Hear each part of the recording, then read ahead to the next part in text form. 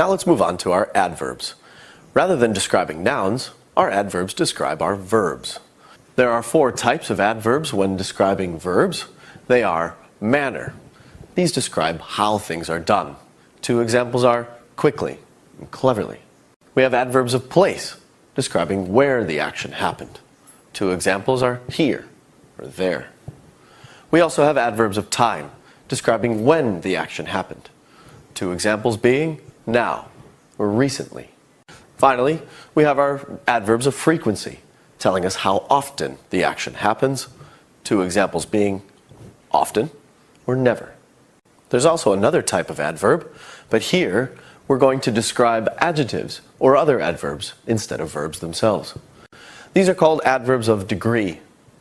If we were to take the adjective intelligent, we could easily say he's very intelligent, she's really intelligent, they're quite intelligent, or he's extremely intelligent.